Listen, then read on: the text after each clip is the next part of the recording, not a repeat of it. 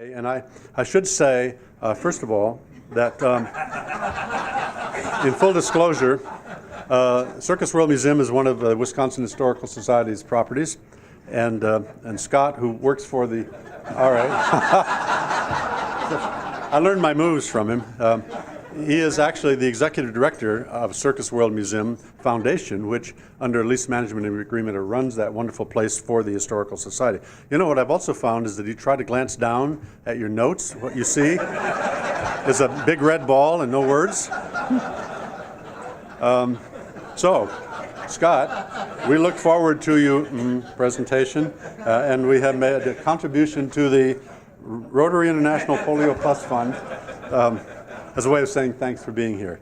And as we welcome you to the podium, let me tell people a little bit more about you. He was actually born in Canada, although he's a fairly new U.S. citizen. He said, I think, that he came down to Wisconsin to escape the harsh winters. But from a very early age, he wanted to be a clown and became one. His business is making people laugh, and he does a splendid job of that as well. He owned and operated his own circus for 8 years and has had the pleasure of appearing in Tim Burton's movie Big Fish. He served as operations manager at Circus World Museum back when I first came about 11 years ago, and was a clown there named Dusty. Has a dog act too, if I'm not mistaken. He has also worked, however, for Feld Entertainment. Am I correct, Scott, that Feld Entertainment, which owns, I don't know, Holiday on Ice maybe and other things, but also Ringling Brothers, Barnum and Bailey's Circus, has now owned it longer than the Ringlings have as a family, as a matter of fact. And he worked there. Among other things, he was responsible for performing and booking talent for the units of the Ringling Brothers. He was, this has got to be the best title in the world, Boss Clown of the Blue Unit. Just so you know, you're in the presence of royalty here, circus terms. But he also was the vice president and general manager of the Big Apple Circus, which you may have heard of. They're in the parade, the New York Macy's parade every year with one of our wagons, as a matter of fact. And then he moved over to Live Nation, working on creating new programming in their various venues and festivals. If you've been to a rock concert in a stadium, not going to ask for a show of hands on that one, he may have been responsible for the acts. And then when he had an opportunity to return here 2 or 3 years ago to Circus World at Baraboo, he became its executive director. So we're thrilled that you're here, and we're looking forward to your presentation, Scott.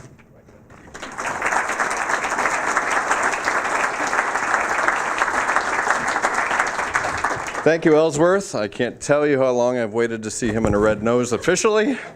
That made my month, I have to say. Thank you all for having me here. It's a great privilege to get out of the lovely city of Baraboo and to join you all here in Madison. Tell you a little bit about my life journey in the circus, as Ellsworth alluded to. Sort of tell you a little bit globally, if you will, about the circus industry and where it's been and where we're at today, and maybe look towards the future. And hopefully share a few interesting anecdotes, such as Mr. Leotard, who you just all learned was a lovely trapeze artist who was trying to cover those manly legs so they wouldn't freak out people in the big top, so come up with a covering that we now know today as leotards. So as Ellsworth mentioned, I am Canadian by birth. I've DA'd myself, but I still oot in a boot, so I apologize in advance. I grew up in a non-circus family. Like so many people that I've spent the majority of my life working with, I'm not the second, third, seventh, or 12th generation circus performer. My father was a firefighter and my mother was a nurse, and I was the weird kid on the block that had a fascination with the circus. All my friends were learning how to play hockey, and I was learning how to put on clown makeup. So you can imagine my social life as a child. But it has paid off handsomely in my life, I have to say.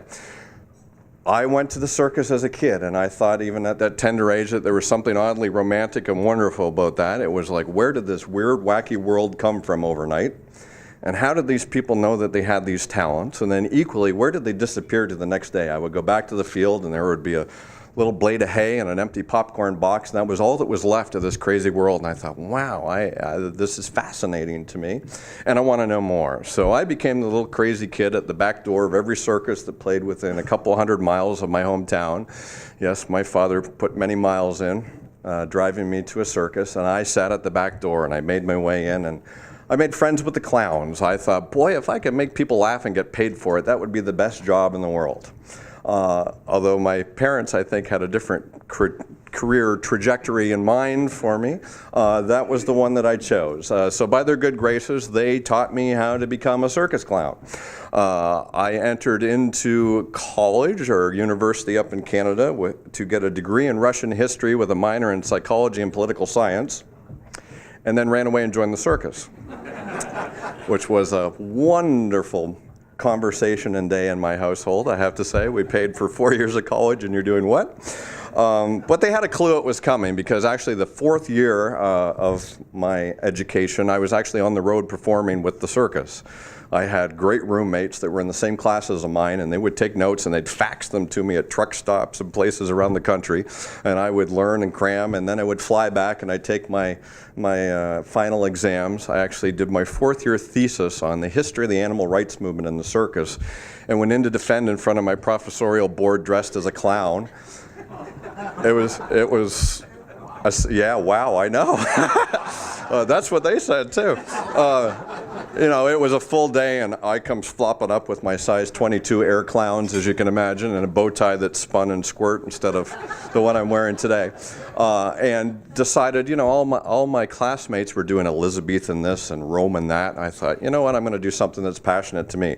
So I walked in, and I knew it was going to go well, because the head professor looked at me and said, I have to admit, I know zero about your subject matter. And I said, yes. And I made balloon hats for all the professors. And it looked like a scene out of Chuck E. Cheese, and it was fantastic. Needless to say, I got an A, thankfully. And off to the circus I went. Joined, as Ellsworth mentioned, as a clown. That was my passion and sort of my solid brick of my performance career, if you will, for many years. People tend to treat circuses as, I guess, oddly so, I don't know why, to be quite honest, but as touring dog pounds. People would drop their dogs off at random times. I can remember painting a child's face and getting a tap on my shoulder down on the New Jersey shore, and this lady saying, do you like dogs? And I said, yeah, of course I love dogs. I'm a big animal lover, and yeah, I have a few dogs in my life. She says, great, I have one. My husband's going to kill it if you don't take it. I'm afraid what's going to happen. I said, okay, bring it by. I'd love to meet the dog, and of course, I'll add another member to the family. So I went out to the local Kroger's to get some groceries, and I came back, and it was at night, and I can still remember pulling onto the lot, and there was this big shadow of something tied on the side of my house trailer, who became Tiny. Tiny was the biggest Great Dane that I've ever seen in my life, who slobbered and ended up sitting on my lap for many countless of thousands of miles across America. So I ended up with a few dogs, is the moral of the story. So I thought, well, what can I do with these dogs? Again, not being a circus performer, but let's see what we can do. So I can tell you that many hot dogs and many hours of patience later, I had a dog act. I had the great pleasure of performing with these dogs for many, many years. Best comedic partners that I've ever worked with.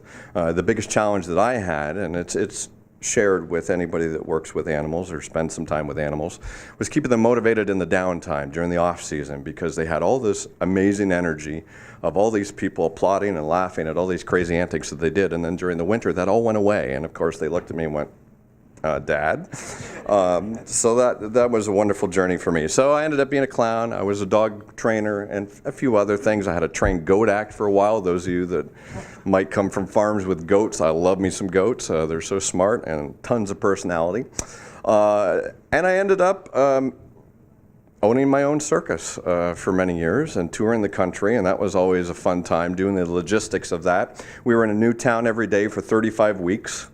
We were a touring group of up to 50 performers and touring folk that helped us put up the tent, doing all the marketing in all those towns as well as performing. And you can imagine doing all the inspections on a daily basis. And who's the boss? It's the clown over there. Sure.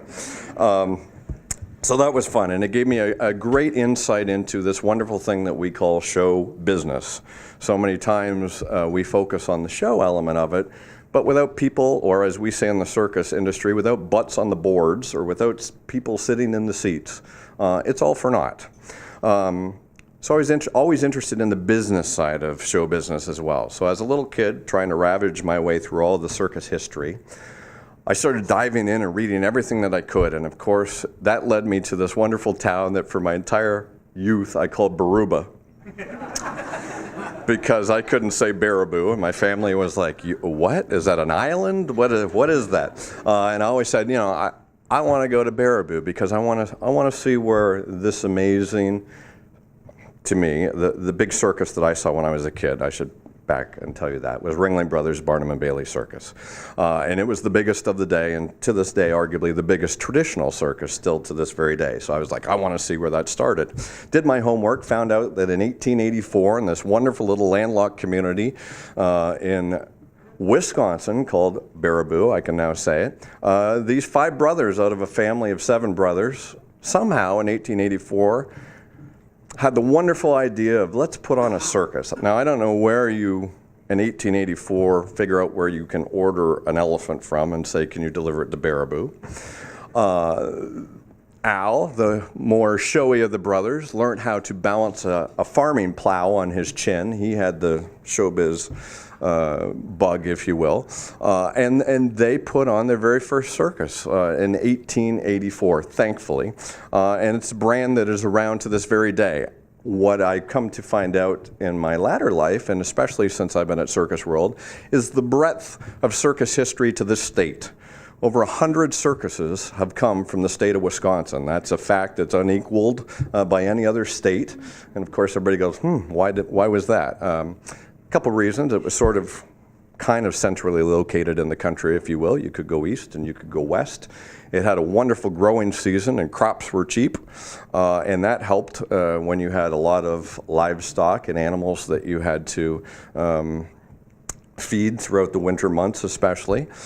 And it also had some great transportation hubs. Rail was good. It had some good canal systems for the early years. So, and it was also, by fact of choice, I guess, the place that some circuses that started from the east and that were trying to get west went bankrupt.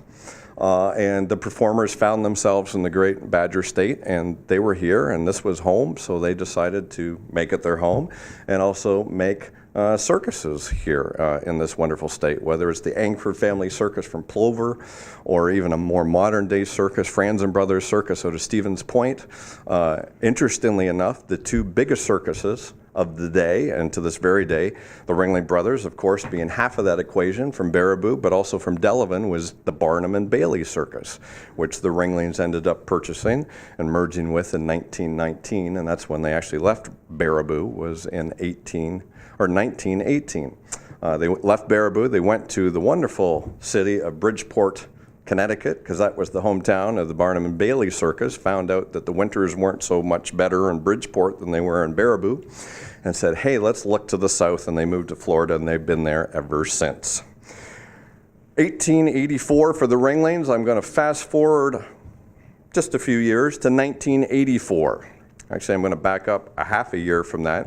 In 1983, Circus World was producing the Great Circus Parade in Milwaukee, which I hope that many of you had the opportunity, maybe not that year, but over the years to see that magnificent event that happened in Milwaukee every year. There was this gentleman who came who had a French accent and had no place to stay, asked if he could sleep on a bale of hay. Because he was interested in the circus. He was creating his own kind of circus idea he had. He was reinventing the circus in his mind. And he wanted to see this reenactment of classic American circus. He appreciated the spectacle, the grandeur of what the Ringlings did, and he was there to be a student of this. His name was Guy La Liberté, and he went on to found a little circus the next year called Cirque du Soleil. Which in 1884 was their very first year. Thanks to a grant from the Canadian Council for the Arts, Guy, who was a fire breather and a stilt walker, said, I'm going to take the circus and I'm going to reinvent it. I'm going to put a storyline or a loose storyline to it. I'm going to create a world of my own, not just a collection of acts from around the world. I'm going to create a world. And that went on to become the behemoth that we now know today. Matter of fact, if you've been following the news, it's been a big year for circus this year. Many interesting transitions this year in our circus industry, one of which is Cirque du Soleil was sold this year. sold to 3 different partners. But interesting that this gentleman who didn't have enough money to have a hotel room in Milwaukee went on to be one of the first space tourists, spent $35 million to take himself to space a couple of years ago, and ended up selling his company for $1.9 billion this past year. So great, interesting journey. So what did he do? Like I said, he added theatricality to the circus. Was always been a bit of a challenge for those of us classical circus folk, because we're in a tent that moves every single day, so there's only so much lights and bells and whistles that you can put in. More of the emphasis was placed on the spectacle of it, the magnitude of it, more crazy, wonderful ideas than you can ever imagine, hence the greatest show on earth. Traditional circus, as you know, or maybe you don't know, I will tell you, started off by horse and wagon. It went overland with over 600 baggage horses pulling these magnificent wagons that we have in our collection up at Circus World. Interesting business term that comes from the circus, a little aside. There's a wonderful term called making the nut, which maybe some of you have heard. And that is a circus term. And where does that come from? Well, when the circus pulled into town with these magnificent circus wagons and horses, they were met by the local sheriffs, who would take the wagon nuts off of the wagon wheels when they pulled into town. And once you paid your bills, and you were flush, you got your nuts back, which you could then put back onto the wagon wheels, which would allow you to leave town. So that is the origin for making the nut, comes from one of these little guys right here, that you had made enough, you paid all your bills, and you could leave town. From horse and wagon, then the transition was made to train, which allowed them to expand across the country and a far greater reach, if you will. They didn't have to go 20 or 30 miles a night. They could actually go a couple hundred miles a night. So that was a great innovation. Of course, when the circus stopped touring with horse and wagon, the death knolls were sounded. The circus, as we know it, is over. It is dead. We are so sorry. Of course, fast forward many years, then they moved to the train, and they were still performing in a tent. There was a very tragic event that happened in Hartford, Connecticut, where the Ringling Brothers Barnum Bailey Circus was a victim of an arsonist. And tragically, over 100 people died in a very tragic day in Hartford with a fire. Ringling Brothers themselves and their descendants tried to keep the circus going. They had a lot of lawsuits, as you might imagine, and they ended up folding the tented circus as we knew it. And again, the death knolls were sounded on the industry and the circus. Because it was bought by the Feld family, who currently owns it. Irving Feld and his brother were rock and roll promoters. They were one of the pioneers for bringing the Beatles over to America, and they had a lot of connections with this modern day invention at the time called the arena. And they said, well, we love the brand. Who has a brand that's more recognizable than Ringling Brothers Barnum Bailey? We're going to purchase it, but instead of being in a tent, we're going to put it in a building. And into the building they went, and they're still in the building to this very day. And as Ellsworth just indicated, they are coming up next year. They will own the brand longer than the Ringling Brothers themselves. Mr. Feld is also a billionaire. He was just announced by the Forbes magazine as America's latest billionaire. Not only circus, he has a very diverse portfolio. He's got all the Disney on Ices. He has Feld Motorsports. If you ever go to see monster trucks and BMX bike jumpers, that's the Feld family's property as well. So every step of the way, everybody has said, oh, the circus industry it's going away. And it hasn't, and I don't think that it will as we look towards the future. You know, what's new? What's coming up? I think the biggest thing that we've all collectively been challenged with is how do we get society who lives with their phone right here in front of their face, how do we get them to put that down and get them to check in with people, much like today? This is a rare opportunity to actually get and look people in the eye and to get together in a room, because everybody lives here nowadays. So that's been our big job as an industry, is to try and get to where the modern day folks are. Because for many years we had a cushy existence. There's no doubt about that. We were the Wiggles and the Barney of our day.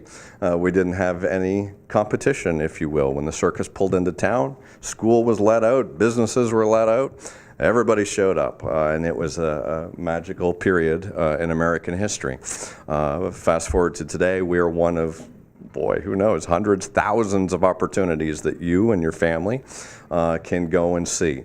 I oddly think that the circus is sort of on a, as well as Cirque du Soleil became the new circus, if you will, there's sort of a momentum at the moment of coming back to the classical circus, that what was old is good again. And the circus, as your grandparents remember it, is pretty cool. Represents, I would say, a more innocent time, but a more wonderful time. And it's something that we celebrate every day up at Circus World. You know, for me, it's like working in Nirvana. Because we have this amazing world-class collection, and because you had Jules Leotard earlier, he kind of goes in reference with this lovely little item from our collection. It's another circus tie-in to daily life. There's this wonderful drink to this very day called pink lemonade, and it has an origins in the circus, and it was served out of little cups just like this, nice little cups, not those plastic throwaway versions that you have these days. They were playing, the Ringling Brothers were playing outside of Cleveland in a particularly hot and dry summer. They were selling lemonade faster than they could make it. The cry went out, we need some water on the grounds because we got to make some more lemonade.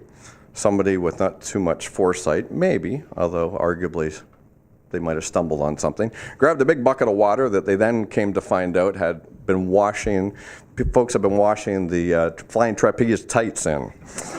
They were red tights. Yeah, I know it's got a bit of a nick kind of a start to it. No doubt about it. So the water was tinted a little pink, and somebody made the decision back in the day to, well, we got a line and we have a need, so let's mix it up. So out came the pink lemonade, and they noticed that the pink lemonade sold at a ratio of over 3 to 1 to traditional lemonade. So they went, we got something here. Now they didn't go out and wash everybody's tights, but they did make the note on, wow, pink is where it's at. So to this very day, it's the #1 soft drink seller in the lemonade brands is pink lemonade, and it comes from this really interesting origin from the circus. But we have this amazing collection, such as this glass, and of course I couldn't bring any of our wagons here to show you today, but we have